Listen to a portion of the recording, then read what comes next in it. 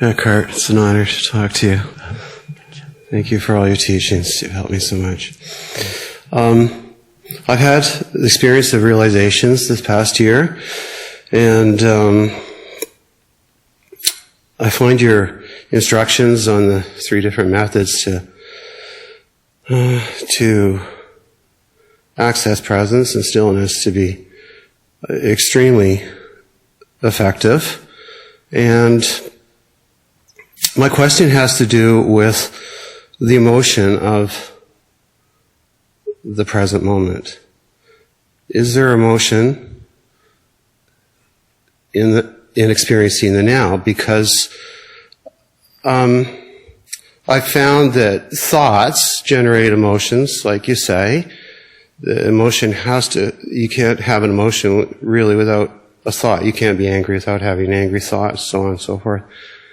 And yet, when I can enter that state, like, if I enter it through pure perception, like in my backyard, and I'm able to stop thinking and be completely present, then there really isn't a thought there. It's more like a quiet bliss. Yes. It's a quiet bliss. And so I'm curious about when you talk about the joy of being, it's such a quiet state. Like, there may not be any thought. I'll be sitting there, and then suddenly the other day a seagull flew into the backyard, and, I was mesmerized because we were both present with each other. Mm-hmm. And then the bliss comes, and it's kind of like a quiet bliss because there's no thought except sometimes like appreciation creeps in when the thoughts go, and then I can be there with the stillness. And I try to find the quality of the stillness.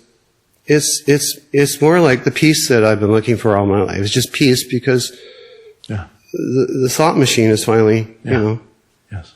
Found the off switch. Yes. So my question is the nature of that stillness bliss? Does the present moment have an emotion to it that comes without a thought? Oh, well, what you describe as bliss is not an emotion.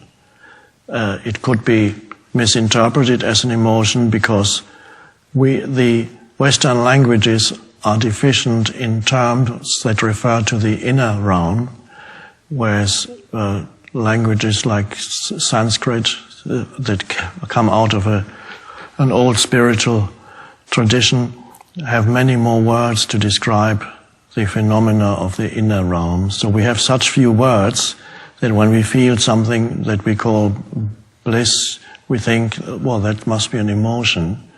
But it's not really an emotion. Emotion, the word itself comes from emovere, which means to stir about, to stir, which from Latin. So you're stirring the cup. So the bliss is not that. It's something that transcends emotion. An emotion can arise within the field of presence in the same way that a cloud can arise in a blue sky and then dissolve again. So there can be you can suddenly feel, you could have an emotion where you see something, there's a thought, can come in. Within the totality of presence, a little thought can be there, like an emotion can be there, and then it subsides. But that in itself, the joy of being, is deeper than any emotion. It's beyond the realm of opposites. The emotions are within the realm of opposites. So, but since we don't have words to describe, well, if it's not an emotion, what is it? Well, we don't have a word for it. So, what you experience is the clear sky, and it's not an emotion. It's an intense sense of aliveness, but it's beyond duality, beyond up and down, and so there's nothing to worry about. It was only a question of lack of the right words. Yeah.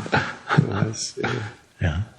Yeah, I think thoughts block experience of bliss in the present moment. And you've said often to imagine that there is no past and no future. That's been particularly helpful instruction. Yes. Because when I stay present and notice the thoughts that try to creep in, but I'm very more skilled now at letting them go very quickly. So then I noticed it's a quiet, happy. I think this is it. There's a lack of words to describe the feeling. But I woke up a couple of weeks ago in the middle of the night. It was about 4 a.m, and the moonlight was coming in, and for about 90 seconds, as I sat on my bed, I had the most amazing sensation. I had no story.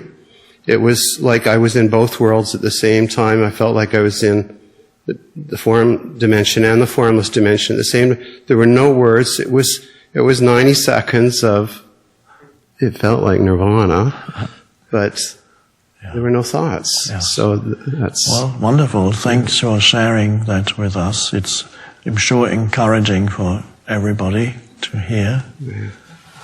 Thank you. Thank you.